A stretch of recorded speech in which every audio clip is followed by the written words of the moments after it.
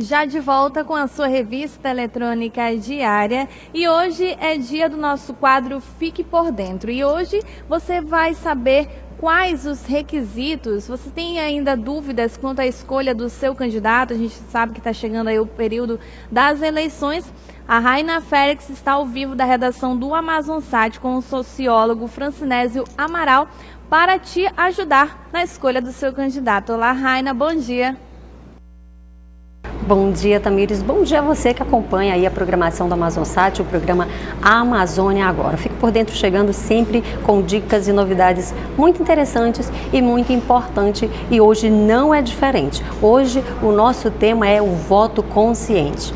Esse tema é um tema que é importante durante qualquer época do ano, mas esse ano ele é bem atípico porque estamos em ano de eleição. E conversa comigo sobre esse tema, como a Tamires já falou, o sociólogo Francinésio Amaral. Muito bom dia, seja bem-vindo ao programa. Bom dia, Raina, bom dia a todos. E nós vamos estar utilizando aqui o auxílio da nossa tela interativa para irmos para as primeiras dicas aqui do seu Amaral. A primeira é aprofundar a noção de democracia. Como eu, enquanto leitor, o nosso telespectador pode fazer isso? Pois é, Raina, é extremamente importante porque isso faz parte da base do processo. Como nós vivemos numa sociedade, num país que se diz democrático, então é vital que todos os indivíduos dessa sociedade tenham uma noção o mais ampla possível do que seja a democracia, né?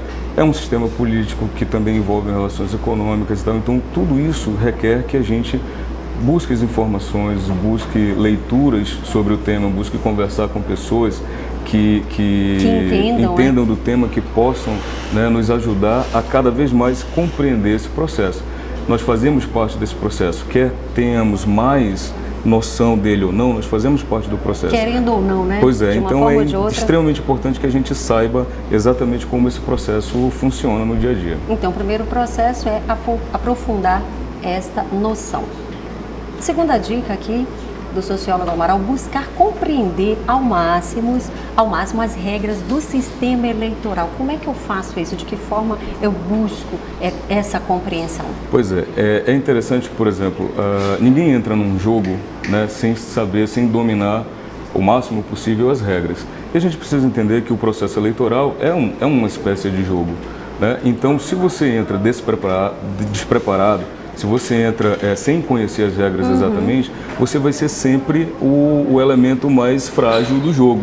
Então é extremamente importante que todos os eleitores busquem ler o Código Eleitoral, ler a Constituição, que são documentos que deveriam fazer parte, né, da biblioteca, da estante de todos os indivíduos, todos os cidadãos. Normal, né? Pode ser baixado na internet, não precisa mais nem comprar hoje em dia, né? Apesar de serem documentos técnicos, mas a leitura deles já ajuda bastante a gente criar uma noção que vai exatamente contribuir para que a gente tenha essa força enquanto uma das peças principais desse jogo, que é o processo eleitoral. Com certeza. Vamos aqui, a nossa próxima dica. Atentar para o desequilíbrio causado pelas influências econômicas no processo eleitoral.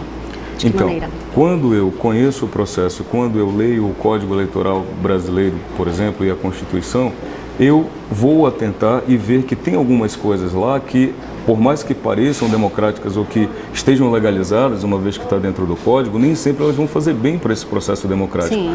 Como, por exemplo, o nosso sistema, né, o nosso sistema eleitoral brasileiro, ele permite o financiamento privado de campanhas. Isso quer dizer, por exemplo, que uma empresa ela pode investir na candidatura de um partido ou de uma coligação. Isso prejudica o processo eleitoral e muito. Por quê? Porque se eu invisto, eu vou querer um retorno. Sim, claro. Então, aqueles candidatos, aquela coligação, aquele partido, ela vai ter um compromisso maior com os seus investidores, né, do que com a população. E quem fica sem esses investimentos fica prejudicado no sistema. Injusto, né? Quer dizer, se você tem mais dinheiro, você, óbvio, vai ter mais condições de fazer uma campanha melhor do que tem menos dinheiro. Né? Então, isso é importante porque faz parte do processo. Ficar atento a essa dica. Acessar os dados sobre a vida política dos candidatos que estão disponíveis aí em sites, né, oficiais, em blogs.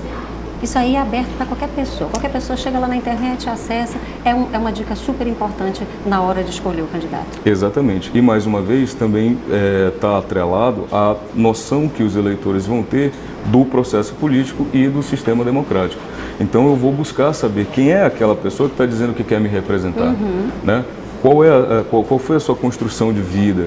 Nesses sites, por exemplo, você pode acessar quais são os candidatos que têm algum tipo de processo correndo na justiça, se ele é ficha limpa, se ele não é.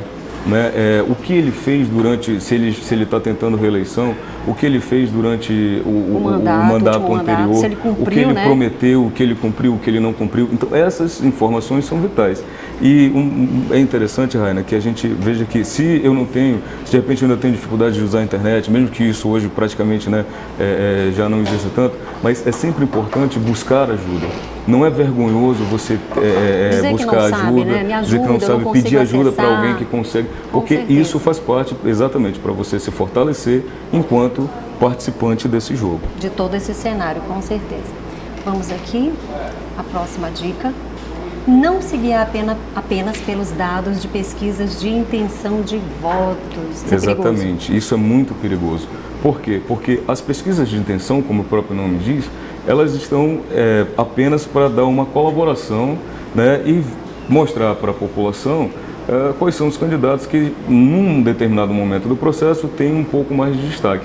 Agora, elas não podem, dentro de um processo democrático sério, elas não podem ser determinantes na decisão do eleitor. Na minha escolha, na escolha. Hoje, inclusive, a gente vê que as pesquisas elas estão determinando, olha, os candidatos mais populares são esses, então esses vão participar de debate. Não, isso é muito prejudicial à democracia.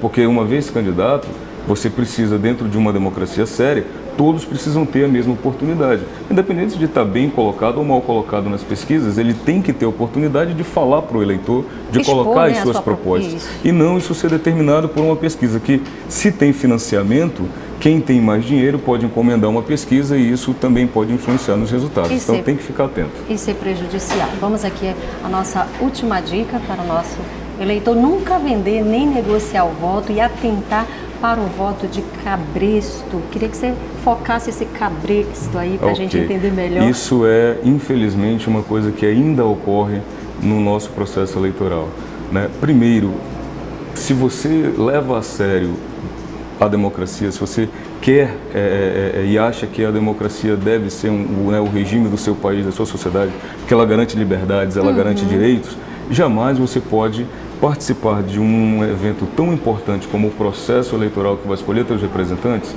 negociando financeiramente ou por troca de favores o teu voto, que é, né, o elemento principal nessa disputa. Né? Então, não venda seu voto. Algumas pessoas, Raina, dizem que algumas questões financeiras, algumas dificuldades e tal, tentam justificar, mas não há justificativa para vender e também não há justificativa para querer comprar.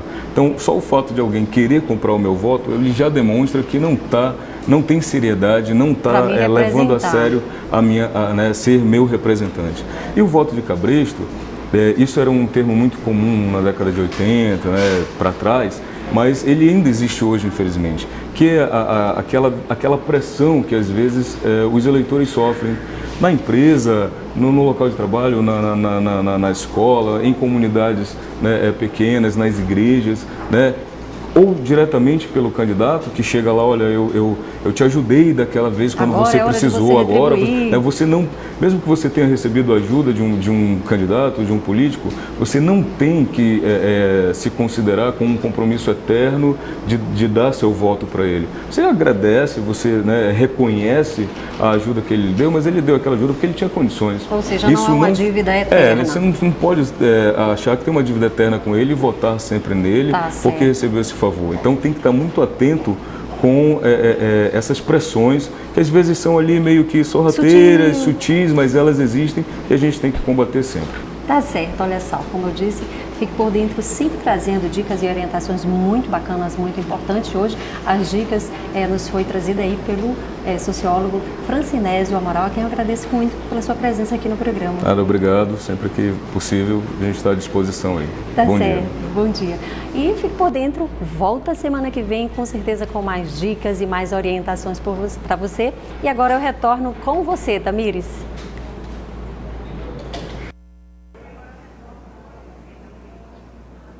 Ok, Raina, muito obrigada pela sua participação e ter dado as dicas pelo sociólogo Amaral para você, eleitor, vote consciente. E a Polícia Militar de Rondônia realiza ação social com vários serviços para atender familiares e desabrigados da cheia do Rio Madeira. A gente vai para um breve intervalo, essa notícia você confere logo mais às 13 horas e 10 minutos no Rondônia News. Nós voltamos já para falar a respeito do psicólogo, dessa profissão que hoje é comemorada o seu dia. A gente volta já.